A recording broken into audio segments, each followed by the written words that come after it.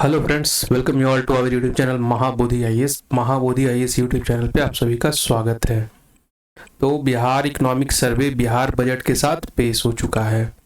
Bihar economic सर्वे एक बहुत ही important document होता है जिसमें बीपीएससी प्रीवियस ईयर्स में कई सारे क्वेश्चन को पूछती रही है। इसका इस्तेमाल आप जो है मेंस आंसर राइटिंग में भी इससे बहुत सारे डेटा फैक्ट्स को लेकर यूज करते हैं। तो बिहार इकोनॉमिक सर्वे एक बहुत ही इंपॉर्टेंट डॉक्यूमेंट है, पर प्रॉब्लम यह है कि बिहार इकोनॉमिक सर्वे अपने आप में एक बहुत ही बल्की डॉक्यूमेंट होता है। बिहार इकोनॉमिक सर्वे में लगभग 500, आप कह सकते हैं कि 500-550 के करीब पेजेज हैं। तो एक इतने सारे बल्की डॉक्यूमेंट को पढ़ पाना संभव नहीं हो पाता है।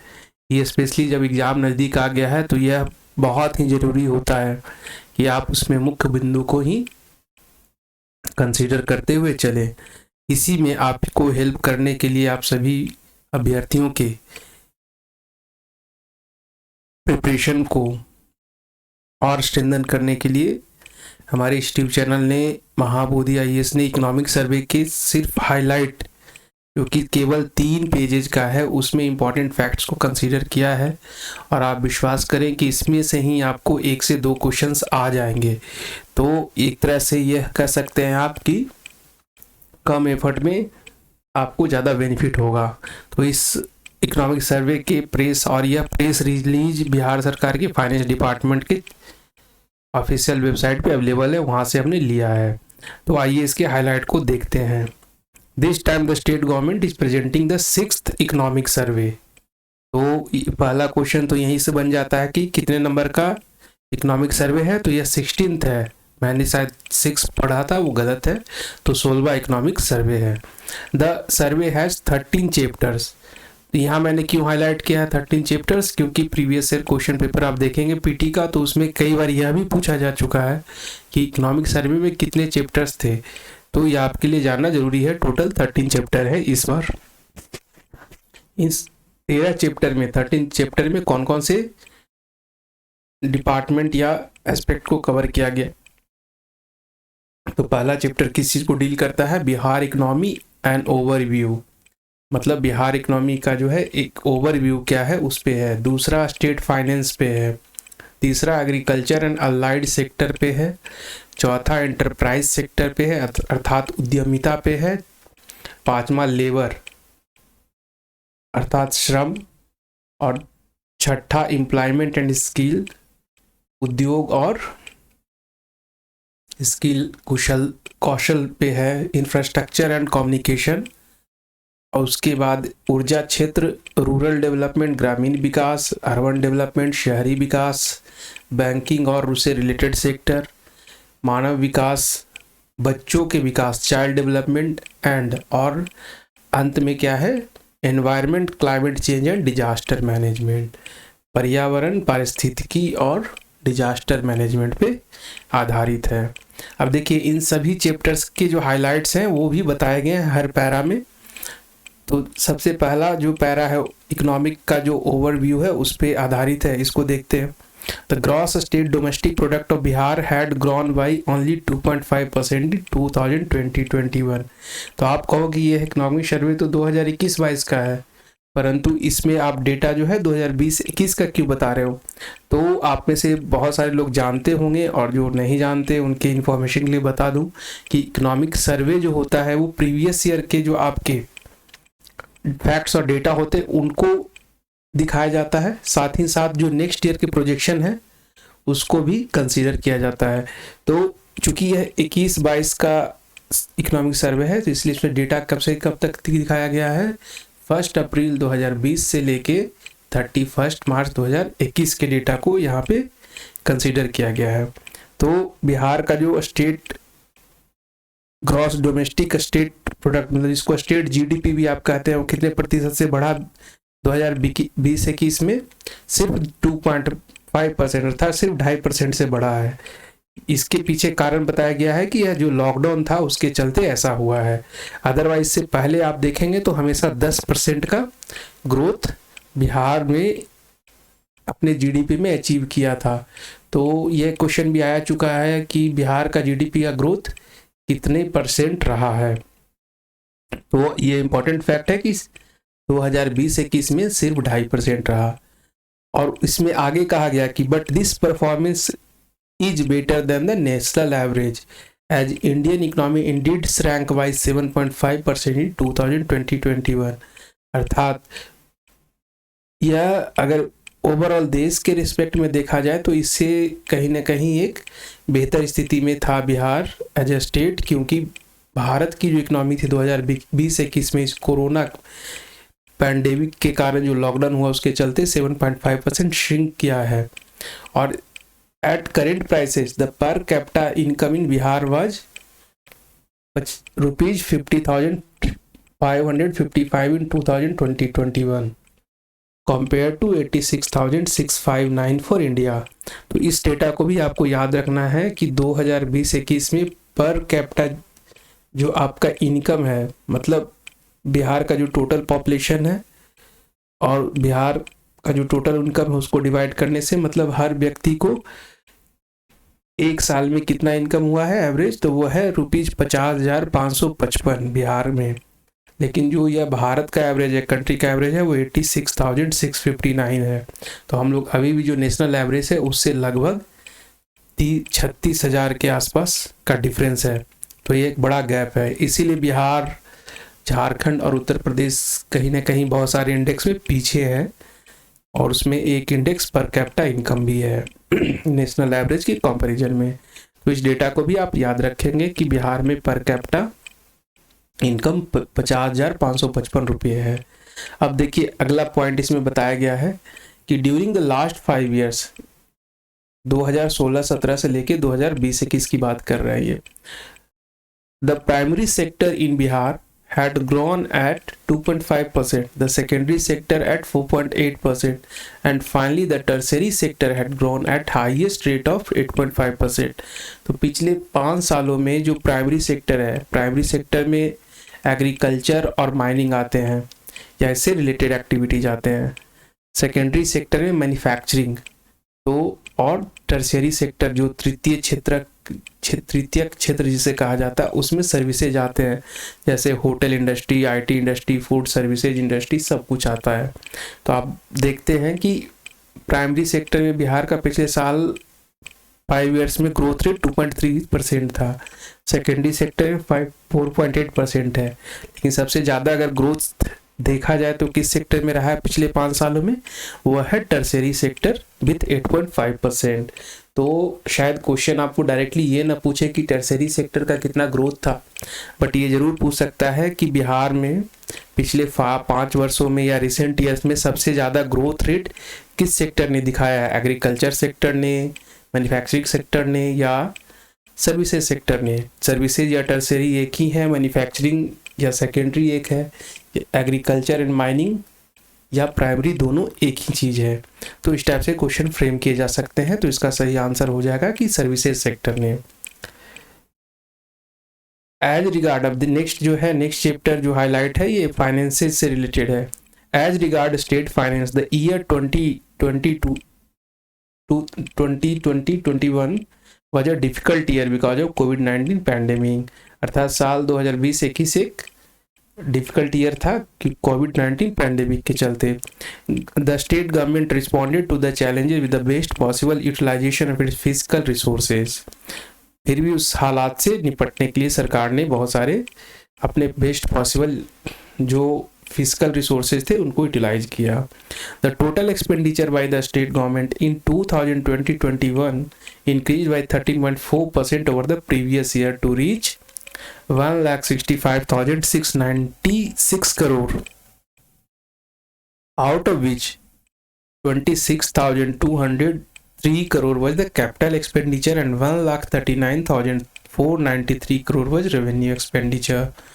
तो अगर ये क्वेश्चन आ सकता है डायरेक्टली, इस डेटा को आपको याद रखना चाहिए कि 2020-21 में बिहार सरकार ने टोटल खर्च कितना किया, 1,65,696 करोड़, 1,65,696 करोड़ बिहार सरकार ने टोटल खर्च किया। उसमें से कैपिटल एक्सपेंडिचर कितना था, सिर्फ 26,203 रुपये, सॉरी 26,203 करोड़। और रेवेन्यू एक्सपेंडिचर कितने थे, 1,39,493 करोड़। तो ये फिगर आप देखें कि जो हमारा कैपिटल एक्सपेंडिचर लगभग रेवेन्यू एक्सपेंडिचर का 1/5 है, या कहें तो रेवेन्यू एक्सपेंडिचर कैपिटल एक्सपेंडिचर का 5 टाइम्स है। तो टोटल खर्च 1,65,696 करोड़ में आप देखें तो कैपिटल एक्सपेंडिचर 1/5 था रेवेन्यू एक्सपेंडिचर के। आप सभी में से मुझे पूर्ण विश्वास है कि कैपिटल एक्सपेंडिचर रेवेन्यू एक्सपेंडिचर को समझते होंगे। फिर भी आप सभी के लिए मैं एक बार से रिपीट करूं कि कैपिटल एक्सपेंडिचर वैसे एक्सपेंडिचर होते हैं, आप ऐसे मान के चलें कि जहां से आप बाद में भी अर्निंग कर सकते हैं, उसको आप कैपिटल एक्सपेंडिचर करते हैं, जिसमें कुछ आप एसेट क्रिएट करते हैं। सपोज बिहार सरकार ने कोई फैक्ट्री स्टैब्लिश किया तो वह एक कैपिटल एक्सपेंडिचर में होगा, क्योंकि वह फैक्ट्री स्टैब्लिश करने के बाद वहाँ से जो है इनकम प्राप्त होगा। लेकिन दूसरा होता है रेवेन्यू एक्सपेंडिचर, जिसमें जो है एक एसेट क्रिएशन नहीं होता है। अब जैसे गवर्नमेंट जितने भी सर्वेंट है उनको जो सैलरी दी जाती है वह किस में आती है, रेवेन्यू एक्सपेंडिचर में आ जाती है। सिमिलरली जो लोन लेती है स्टेट गवर्नमेंट सेंट्रल गवर्नमेंट से या किसी अन्य एजेंसी से, तो उस केस में जो ब्याज देना रहता है, जो ऋण चुकाती है ब्याज का, ऋण का जो आपका ब्याज इंटरेस्ट पे करती है उसका, वो किस में आएगा, रेवेन्यू एक्सपेंडिचर में आएगा। लेकिन जो लोन लेगी वो किस में आएगा, कैपिटल एक्सपेंडिचर में आएगा। तो आप डिफरेंस समझें कि जहाँ से आप ऐसा मनी जो आपके एसेट क्रिएशन में काम आता है वो कैपिटल एक्सपेंडिचर है, लेकिन वैसा मनी जो फाइनेंसेस जो आपके कैपिटल क्रिएशन में काम नहीं आ रहा है, जिससे एसेट नहीं बन रहा है, तो वो क्या हो गया, रेवेन्यू एक्सपेंडिचर। आप सिंपल समझे कि अगर आप गांव में हैं, आपने कोई खेत खरीदने में पैसे जो लगे वो आपके कैपिटल एक्सपेंडिचर हो गया, लेकिन डेली के आपके एक्सपेंसेस जैसे पेट्रोल में लगा, आपके खाने पीने सब्जी में जो लग रहा है वो क्या आपके रेवेन्यू एक्सपेंडिचर है। अब आगे देखिए, इन 2021 the expenditure by the state government on general services, social services and economic services increased by 11.1%, 10.4% and 10.8%। तो सरकार यहाँ बताना चाह रही कि जो जनरल नेचर के सर्विसेज हैं, साथ ही साथ सोशल सर्विसेज हैं और जो इकोनॉमिक सर्विसेज है उसमें एक्सपेंडिचर इंक्रीज हुआ है। लेकिन इससे शायद क्वेश्चन डायरेक्टली पूछने के चांसेस नहीं है। अब आगे देखिए, revenue and capital receipt of the state government were 1,28,168 crore and 36,735 crore respectively इन 2020-21। तो रेवेन्यू और कैपिटल एक्सपेंडिचर हमने क्या देखा कि ऊपर के लाइन में था। सिमिलरली यहाँ पे देखिए, रेवेन्यू और कैपिटल एक्सपेंडिचर के साथ रेवेन्यू और कैपिटल रिसिप्ट, अर्थात सरकार को कितना रेवेन्यू और कैपिटल रिसिप्ट मिला उसके बारे में भी यहाँ बताया गया है। तो टोटल रेवेन्यू जो रिसिप्ट था कितना था, 1,28,168 करोड़, और जो कैपिटल रिसिप्ट थे वो 36,735 करोड़। तो एक चीज आप नोटिस करें कि आप रेवेन्यू जो है आपका एक्सपेंडिचर है 493, और आपका जो रेवेन्यू रिसिप्ट था वो केवल 1,28,168 करोड़ रुपये है। सिमिलरली जो आपका कैपिटल एक्सपेंडिचर है वो 26,203 है। लेकिन तो यहाँ पे आप देखें कि सरकार जो है फंड कहाँ से लाती है। यहाँ पे आप देखें कि रेवेन्यू एक्सपेंडिचर और रेवेन्यू रिसिप्ट में आपको डिफरेंस दिखेगा, वो गैप दिखेगा। तो आप बोलेंगे कि सरकार फंड कहाँ से लाती है, तो इसके लिए सरकार क्या करती है, बोरोइंग करती है। स्टेट गवर्नमेंट क्या है, आरबीआई से लोन लेती है, सेंट्रल गवर्नमेंट से ग्रांट्स मिलता है और लोन मिलता है, साथ ही साथ सब्सिडी भी मिलता है। The revenue of the state government from its own taxes and non taxes sources increase from 33,858 crore in 2019-20 to 36,543 crore in 2020-21। तो इस प्रकार से हम ये भी देख रहे हैं कि जो स्टेट गवर्नमेंट का रेवेन्यू है वो भी बढ़ा है। तो टोटल जो रेवेन्यू स्टेट गवर्नमेंट का कितना है, 36,543 करोड़। यहाँ पे टैक्स और नॉन टैक्सेस सोर्सेस की बात हो रही है। अब आगे देखें, अब एग्रीकल्चर सेक्टर पे हम लोग क्या हाइलाइट्स है उसको देखते हैं। Agriculture occupies a very crucial space in Bihar economy. The growth in agriculture and allied sector has been steadily in Bihar, like the gross cropped area was 72.97 lakh hectare in 2019-20 with the cropping intensity of 144%। तो यहाँ पे बताया जा रहा है कि agriculture जो है बिहार की इकोनॉमी में बहुत ही क्रूशियल रोल प्ले करता है। The growth in agriculture and allied sector has been study in the Bihar, मतलब लगातार जो है ग्रोथ को दर्शाया गया है एग्रीकल्चर और अलाइड सेक्टर में, कभी कम नहीं हुआ है पिछले दिनों में। लेकिन एक डेटा आप याद रखें जो पूछा जा सकता है कि ग्रॉस क्रॉप्ड एरिया कितना है। तो ग्रॉस क्रॉप्ड एरिया मतलब कितने एरिया में खेती की जाती है, तो 72.97 लाख हेक्टेयर। तो ग्रॉस क्रॉप्ड एरिया बिहार में कितना था 2019-20 में 72.97 लाख हेक्टेयर्स, और क्रॉपिंग इंटेंसिटी 144%। अब जैसे कहा गया कि बिहार में क्रॉपिंग इंटेंसिटी कितनी है 144%। During the last 5 years agriculture and allied sector grew at a pace of 2.1%। तो ये क्वेश्चन आपसे पूछा जा सकता है कि एग्रीकल्चर और अलाइड सेक्टर का जो ग्रोथ पिछले 5 सालों में था कितना परसेंट था, 2.1%। अब आगे आइए, the total food grain production, total food grain production Bihar का कितना रहा है 17.95 लाख टन 2020-21 में।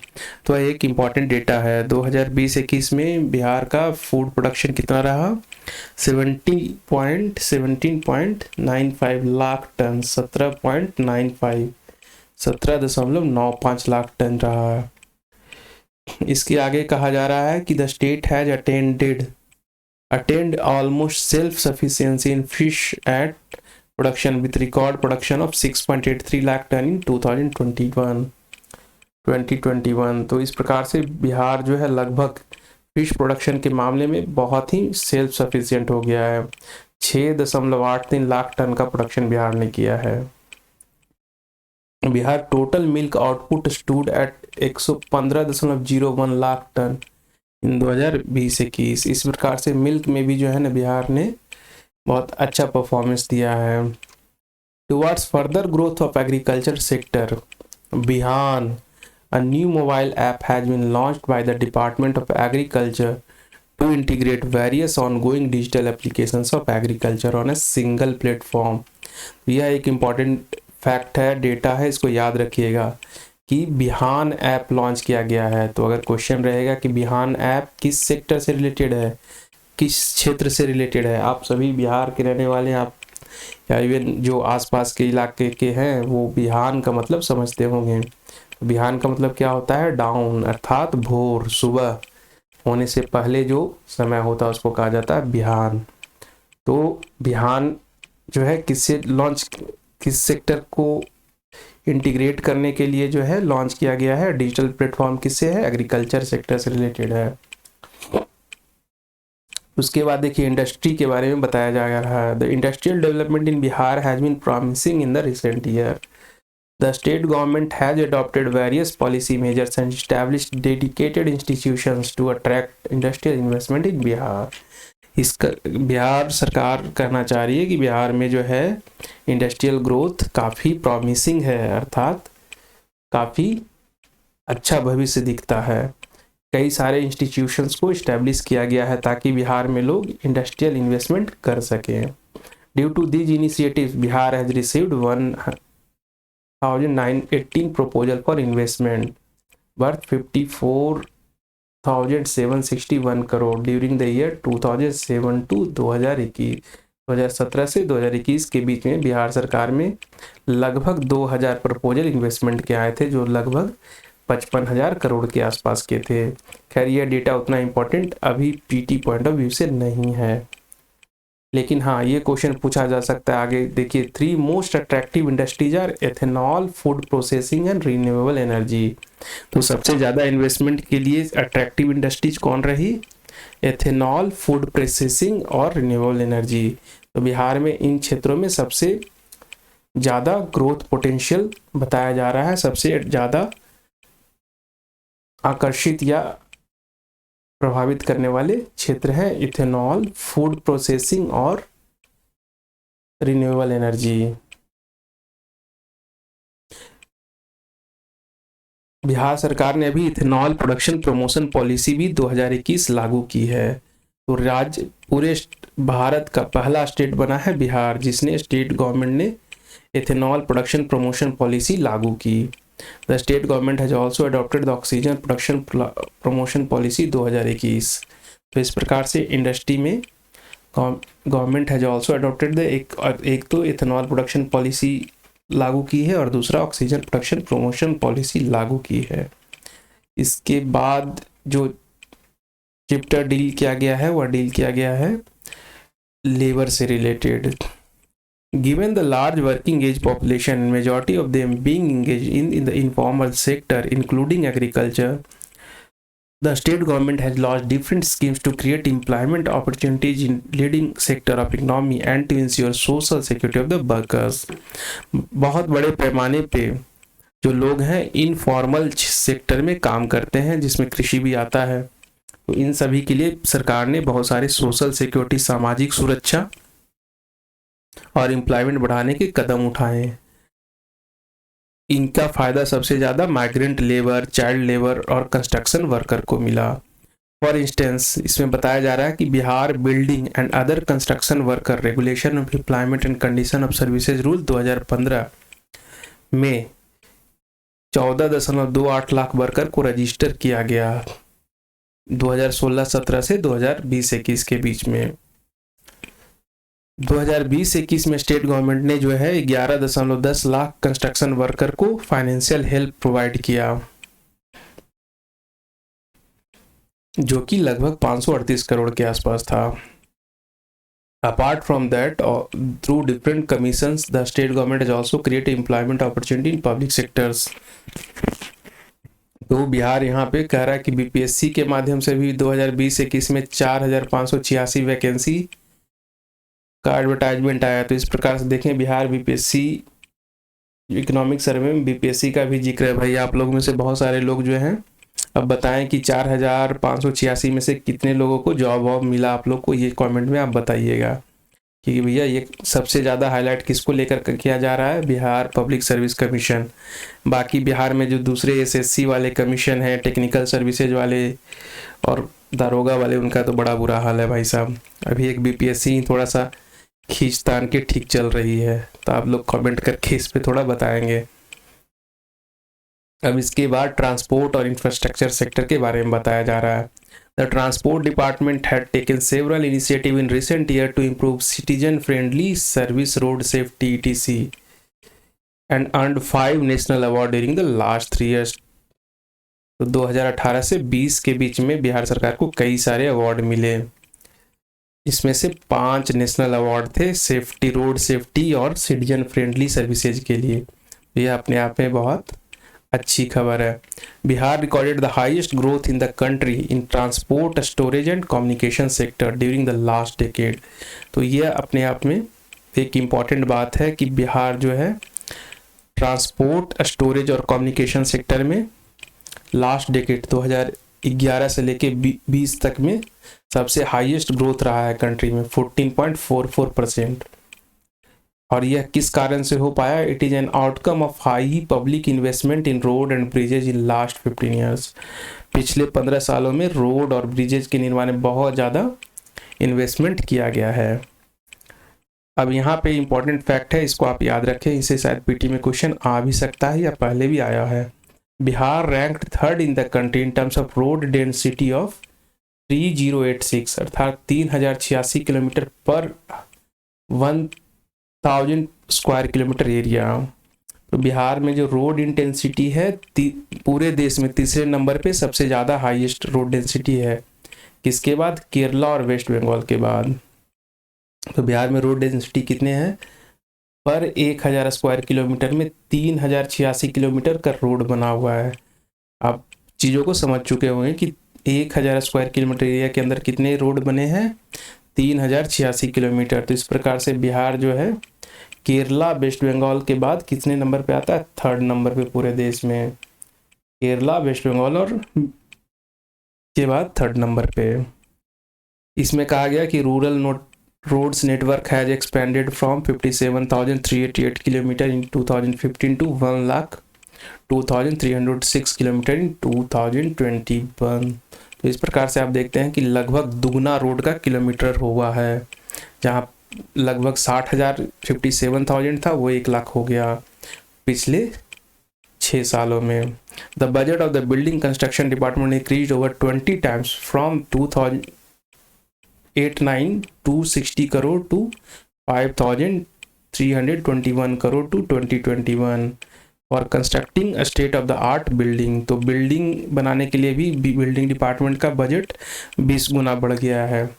Further the state economy has been strengthened through rapid development of the information communication technology infrastructure, जिसमें बहुत सारे data centre, communication tower, network area इस type से आते हैं। तो उसमें भी बहुत सारा इम्प्रूवमेंट हुआ है। अब आइए बिजली सेक्टर की बात करते हैं। Yet another sector where Bihar has achieved substantial progress is the energy sector। ऊर्जा क्षेत्र में बिहार ने बहुत ही अच्छी तरक्की की है। The per capita consumption of energy in the state has risen from 203 kilowatt hour in 2014-15 to 350 kilowatt hour in 2020-21।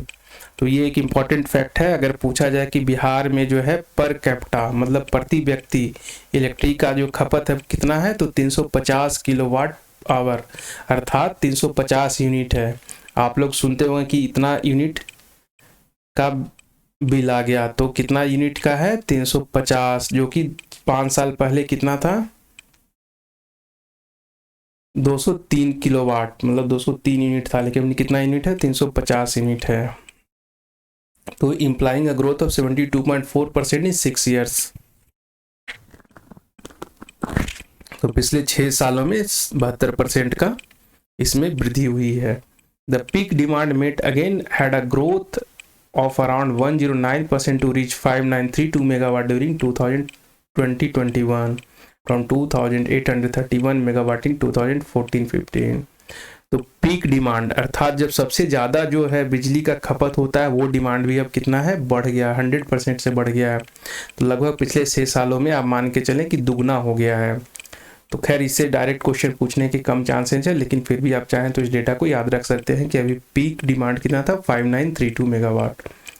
The aggregate consumption of electricity in the state during 2016-17 was 21.6 thousand million unit which increased to 31.4 thousand million unit in 2021। तो जो total consumption कितने unit का बिहार ने किया 2020-21 में? 31.4 thousand million unit है ना। तो 31.4 थाउजेंड मिलियन यूनिट का कंजम्पशन हुआ। It implies a growth of over 45% in 4 years। The available power generation capacity in the state was 6,073 megawatt in 2019-20, which increased to 6,422 megawatt in 2021। तो ये याद रखिएगा कि बिहार में available power generation capacity total कितना है अभी? 6422 अर्थात 6,422 मेगावाट है। तो ये अपने आप में एक इंक्रीज है पिछले साल से। तो 6,422 मेगावाट। अगर ये क्वेश्चन आता है कि बिहार में total power available power generation capacity कितनी है, तो 6,422 अर्थात आप यह समझे कि सारे प्लांट को मिला के इतना जनरेशन कैपेसिटी है, इतना जनरेट किया जा सकता है। लेकिन जनरेशन जो पीक डिमांड था वो कितना था? 5932 megawatt. To meet the increased demand for power, the state government has already planned for additional capacity of 6,607 megawatt from different sources in a phased manner by 23-24। और गवर्नमेंट जो है और भी प्लान कर रही है एडिशनल कितना? 6,000 लगभग 6600 अलग और एडिशनल मेगावाट 2023-24 तक आएगी। अब इसके बाद देखिए नेक्स्ट जो टॉपिक है, The state government implement a number of programs to address the development needs of the rural population। Rural area में जो डेवलपमेंट है उससे संबंधित यह चैप्टर है। जीविका, आप लोग सभी ने जीविका का नाम सुना होगा। जीविका का फुल फॉर्म हमें कमेंट के माध्यम से बताइएगा। ये क्वेश्चन आपसे पूछा जा सकता है कि जीविका का फुल फॉर्म क्या है। तो Jeevika is one of them which addresses the livelihood need of rural people. तो गांव में जो है लाइवलीहुड के लिए जो है जीविका का बड़ा महत्वपूर्ण योगदान है। Presently more than 12.72 lakh self help groups are credit linked with the banks and till date 16,537 crore transactions have been made. तो जीविका के माध्यम से लगभग 12.72 लाख सेल्फ हेल्प स्वयं सहायता समूह, मतलब लगभग 13 लाख स्वयं सहायता समूह जुड़े हुए हैं जिनको बैंक से क्रेडिट मिलता है, और इसमें टोटल 16,537 करोड़ का ट्रांजेक्शन हुआ है। Under financial inclusion scheme Jeevika has facilitated the linkage of more than 11 lakh self help group member to low cost insurance coverage. साथ ही साथ जो सेल्फ हेल्प ग्रुप के मेंबर थे लगभग 11 लाख मेंबर्स को लो कॉस्ट वाले इंश्योरेंस कवरेज दिए गए। फॉर एम्प्लॉयमेंट जनरेशन मनरेगा is implemented. Mahatma Gandhi national rural employment guarantee act is implemented effectively to enhance the income of rural household. MNREGA को भी बहुत अच्छे तरीके से लागू और इम्प्लीमेंट किया जा रहा है। The number of household provided with employment has increase from 22.9 lakh in 2016-17 to 51 lakh in 2021। इसमें 5 सालों में, पिछले 5 सालों में 132% का इंक्रीज हुआ है जो एम्प्लॉयमेंट जिनको मनरेगा के माध्यम से मिला है। लगभग आज के दिन में आधा करोड़ आबादी जो है, आधा करोड़ लोगों को मनरेगा के माध्यम से एम्प्लॉयमेंट मिला। एन एम्बिशियस प्रोग्राम स्वच्छ गांव समृद्ध गांव which aims to install solar lights in all villages is being implemented which will cost around 2,000 rupees. तो ये एक इम्पॉर्टेंट फैक्ट है, आप याद रखिएगा कि बिहार सरकार का स्वच्छ गांव समृद्ध गांव में किससे रिलेटेड है, तो हर गांव में सोलर लाइट लगाने से। स्वच्छ गांव समृद्ध गांव which aims to install solar lights in all villages, तो सभी गांव में सोलर लाइट लगाने से संबंधित है यह स्वच्छ गांव समृद्ध गांव। ये क्वेश्चन आपसे पूछा जाए कि सोलर लाइट लगाने के लिए कौन सा स्कीम चलाया जा रहा है, तो सही आंसर होगा इसका स्वच्छ गांव समृद्ध गांव। या अगर पूछा जाए कि समृद्ध गांव स्वच्छ गांव का एम क्या है, तो सोलर लाइट, और इसमें टोटल कितना खर्चा आएगा, 2,000 crore. Another welfare programme to help the rural population the public distribution system. आप लोग को सभी को पता ही होगा पब्लिक डिस्ट्रीब्यूशन सिस्टम के बारे में, जहां राशन दुकानों से बीपीएल, एपीएल और डिफरेंट स्कीम्स के माध्यम से लोगों को राशन के आइटम्स मिलते हैं। Which ensures food safety security with a special attention on ultra poor household. In 2021, the total allotment was 54,139,000 tons and the amount lifted was 51,725.2 thousand tons, around 95.6% of allotment. In 2012 census, the level of urbanization in Bihar was very low, only 11.3%. तो ये question आपसे पूछा जा सकता है कि as per census of 2011 level of urbanisation Bihar में कितना है, तो 11.3%। But after the state government has decided to redefine an urban centre, the state government ने जो है अर्बन सेंटर के डिफिनेशन को में परिवर्तन किया। The present level of urbanisation in Bihar is 15.3%। तो उससे क्या है, उस जो नंबर ऑफ सिटीज हैं वो बढ़ गए और अर्बनाइजेशन में डिफरेंस आया, और अभी जो अर्बनाइजेशन का परसेंटेज है 15.3% है, which indicates an appreciable expansion. The expenditure on urban development of the state government was ₹1,648 crore in 2015-16, which increase by 68% इन 5 years to reach 2,766 crores in 2019-20. Similarly, the expenditure for housing was ₹1,486 crore in 2015-16, which increased to 5,658 crore, nearly 4 times during the same period. तो इस प्रकार से government यहाँ पे अपना data पेश की है कि अर्बन डेवलपमेंट के लिए और हाउसिंग के लिए जो बजट है उसमें इंक्रीज हुआ है। अब बैंकिंग सेक्टर की बात करते हैं। The banking infrastructure plays a crucial role for the expansion of economic activities in a state. Bank अपने आप में एक बहुत ही महत्वपूर्ण रोल प्ले करता है इकोनॉमिक एक्टिविटी के एक्सपेंशन के लिए, ग्रोथ के लिए। The public sector banks largely dominate the banking sector in Bihar. Bihar में जो मैक्सिमम बैंक हैं वो पब्लिक सेक्टर हैं, जिनको आप सरकारी बैंक कहते हैं, जैसे Allahabad bank, Punjab national bank, Punjab and Sindh bank, state bank, bank of India, ये सब सारे सरकारी पब्लिक सेक्टर वाले बैंक हैं। There has been a gradual increase in number of branches of the private sector bank in recent year, but recently जो है private sector के bank के भी ब्रांचेज बढ़ रहे हैं। In 2020-21 2000 new bank branches were open in the state. 270 नए जो है ब्रांच खोले गए थे। The most significant number of new branches were open by SBI. तो सबसे ज़्यादा किसने खोला? एसबीआई ने। उसके बाद प्राइवेट सेक्टर बैंक ने। Other nationalised bank open 52 new branches. Credit to deposit ratio in Bihar increase from 36.1% in 2019-20 to 41.2% in 2021, whereas it declined from 76.5 to 71.7% at all India level। तो जहाँ पे भी ऑल इंडिया लेवल में जो है credit to deposit ratio घटा है, वहीं बिहार में बढ़ा है। The annual credit plan target of the bank in Bihar increase by 6.6% from 1,45,000 crore in 2019-20 to 1,54,500 in 2021। The bank issued 2.51 lakh new Kishan credit card in Bihar during 2020-21। तो बिहार में total कितने किसान क्रेडिट कार्ड जो है, नए किसान क्रेडिट कार्ड डिस्ट्रीब्यूट किए गए, इशू किए गए? 2.51 lakh, 51% higher than the previous year. तो प्रीवियस ईयर से 51% का इंक्रीज है। Among the total new cards in 2020-21, commercial bank alone issued 2.24 lakh Kisan credit card। The non-performing asset of all banks combined in Bihar came down to 11.8% of total advances in March 2021 from 14.9% in March 2022। यहाँ यह भी कहा जा रहा है कि जो non performing asset थे बिहार में, जो बैंक थे, उनमें डिक्रीज हुआ है। The overall impact of the development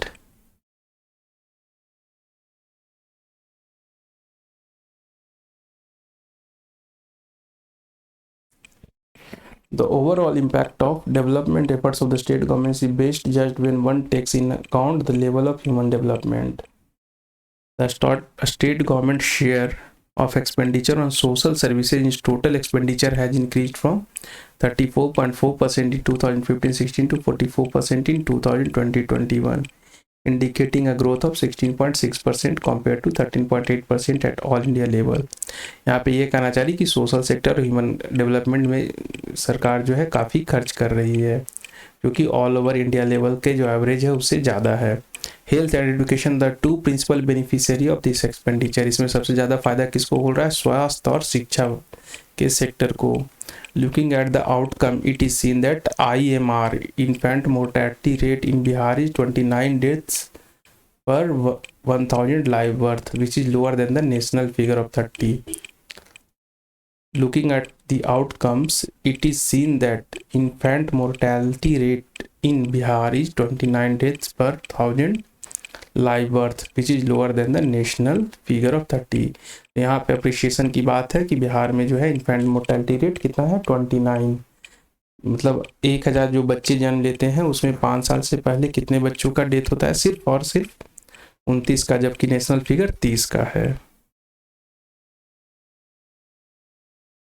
till December 2021 more than 10 crore persons were vaccinated in the state. यहाँ वैक्सीन में लगभग दिसंबर 2021 तक 10 करोड़ लोगों को वैक्सीनेशन दिया गया।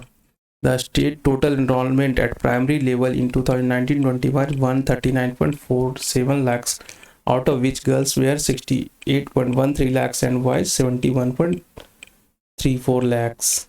Between 2020-13 and 2019-20, the dropout rate in primary stage decreased by 9%, and in upper primary level it is decreased by 7.9 percentage point। तो इस प्रकार से जो है बच्चों का जो स्कूल में ड्रॉप आउट रेट है उसमें भी डिक्रीज हुआ है, और साथ ही साथ एनरोलमेंट भी है वह बढ़ा है, जो कि 2019-20 में कितना था, 139.47 lakh.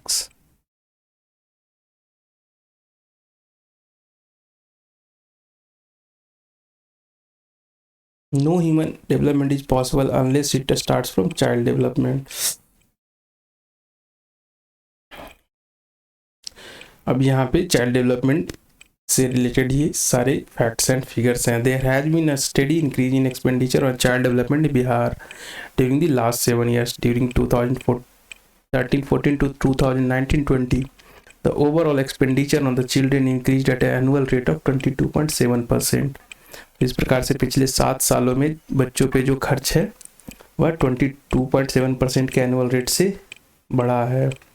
With educational infrastructure, the coverage of functional drinking water facility and toilets in all type of school is presently more than 90% in Bihar. तो जितने भी स्कूल्स हैं उन सब में पीने के पानी और टॉयलेट की व्यवस्था लगभग 90% स्कूल्स में अवेलेबल है। A total of 1.12 lakh out of school children in the age group 6 to 13 years have been mainstreamed through different interventions in 2020-21।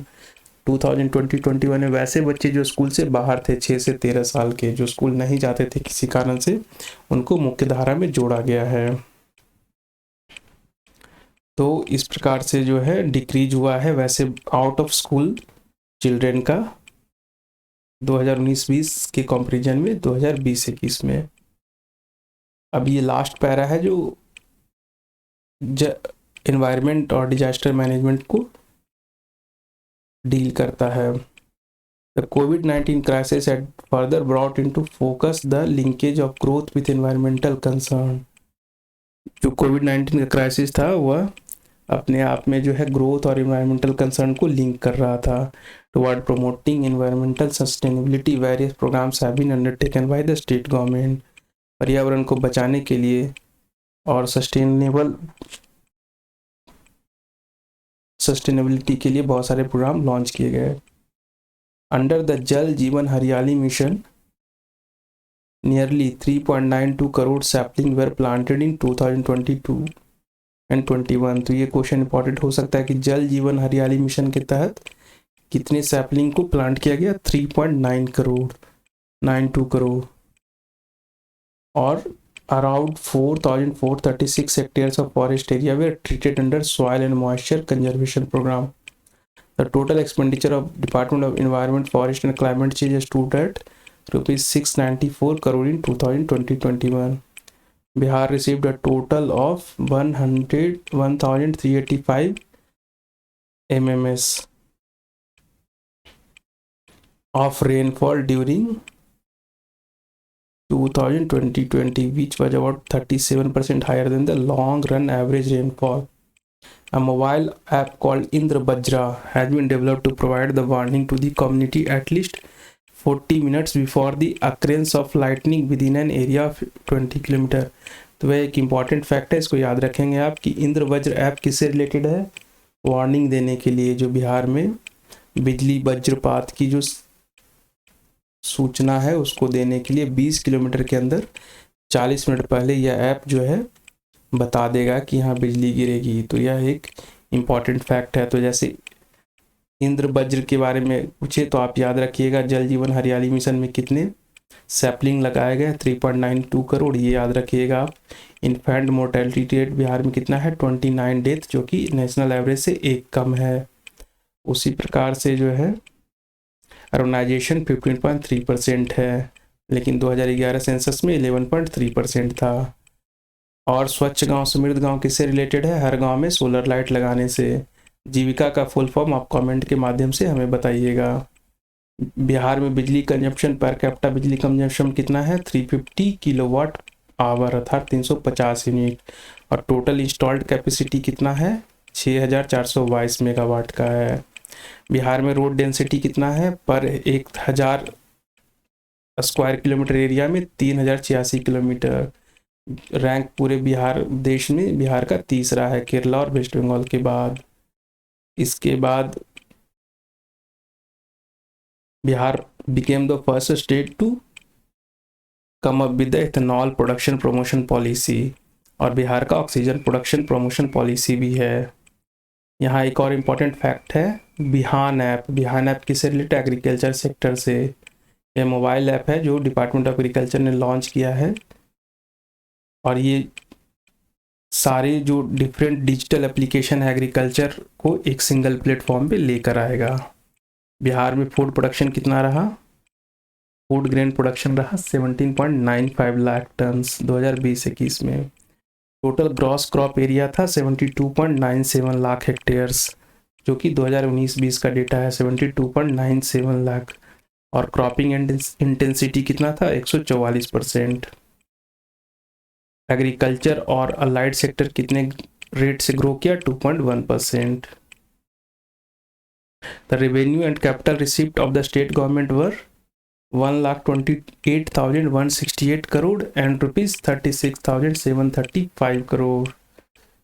तो 1,28,168 करोड़ रेवेन्यू, और कैपिटल रिसिप्ट जहाँ प्राप्तियाँ कितनी थी? 36,735 करोड़। और एक्सपेंडिचर कितना था? तो जो टोटल एक्सपेंडिचर था बिहार सरकार का 1,65,696 करोड़ था, जिसमें से 26,203 कैपिटल एक्सपेंडिचर और 1,39,493 रेवेन्यू एक्सपेंडिचर था। पिछले 5 सालों में प्राइमरी सेक्टर जो है 2.3% के हिसाब से ग्रो किया है, सेकेंडरी सेक्टर 4.8% के हिसाब से, और टर्सरी सेक्टर 8.5% से। तो पूछा जाएगा कि पिछले 5 सालों में सबसे ज़्यादा तेज़ी से ग्रोथ करने वाला सेक्टर कौन है? तो टर्सरी सेक्टर 8.5% के हिसाब से।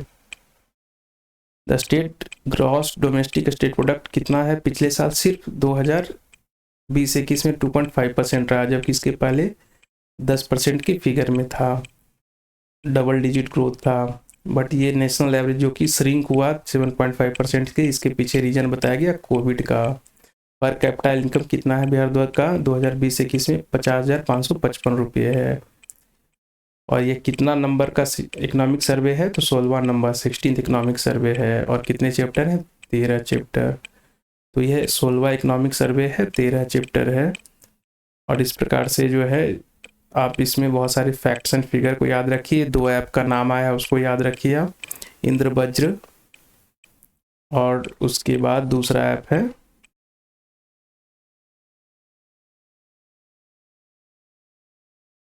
बिहान। इन दोनों ऐप का नाम याद रखिए, हो सकता है ये क्वेश्चन इसमें से आ जाए। तो आप सभी से रिक्वेस्ट है कि हमारे इस चैनल को लाइक, सब्सक्राइब और शेयर करें, क्योंकि हम लोग अब बिहार का जो पीटी का एग्ज़ाम है, आप मान के चलें किसी तरह का बहुत तरह की भ्रांतियाँ आ रही हैं कि एग्ज़ाम अप्रैल में होगा, नहीं होगा, लेकिन मुझे लगता है कि एग्ज़ाम अप्रैल में हो जाएगा। तो ऑलरेडी काफ़ी डिले है, तो आप ज़्यादा सोचे नहीं, अपनी तैयारी में लगे रहें। Thank you so much.